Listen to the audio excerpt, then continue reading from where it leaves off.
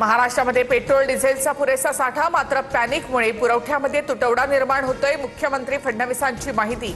तर पॅनिक होऊन इंधन खरेदी करू नका, फडणवीसांचं आवाहन। पोलिसांच्या पेट्रोल डिझेलमध्ये कमतरता नाही, सगळीकडे पेट्रोल डिझेल उपलब्ध। इंधन असताना बेजबाबदार उत्तर देणाऱ्या नागपुरातील पोलिसावर कारवाई केली, फडणवीसांची माहिती। राहुल गांधींची पंतप्रधान मोदी आणि अमित शहांचा गद्दार असं म्हणत टीका। मोदींनी देशाला विकण्याचं काम केलंय। पंतप्रधान आणि गृहमंत्री गद्दार आहेत। रायबरेलीमधून राहुल गांधींचं मोदींबद्दल वादग्रस्त विधान।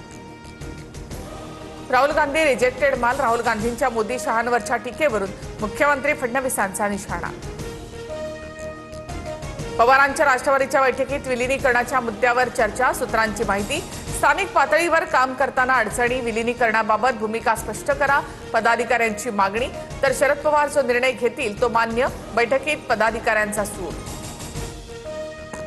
पुण्यातील डेक्कन परिसरातील आरसीसी क्लास पालिकेकडून सील, आरसीसीचा क्लासेसचा काही भागावर अतिक्रमण, पालिकेकडून अतिक्रमणावर बुलडोझर कारवाई।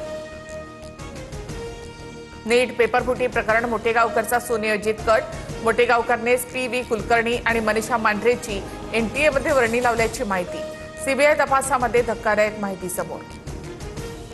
केंद्रातल्या गरीबनगर भागात अतिक्रमण कारवाईचा दुसरा दिवस, रेल्वे रुळालगतच्या 4 ते 5 मजल्याच्या घरांवर बुलडोझर, पालिका रेल्वेची आजही संयुक्त कारवाई, झोपड्या जमीनदोस्त। फडणवीस सरकारने घेतलेल्या निर्णयांपैकी 92% निर्णयांची थेट अंमलबजावणी, मंत्रिमंडळाने घेतलेल्या 495 पैकी 458 निर्णयांची अंमलबजावणी, मुख्य सचिवांच्या कार्यालयाने सादर केलेल्या अहवालामधून माहिती समोर।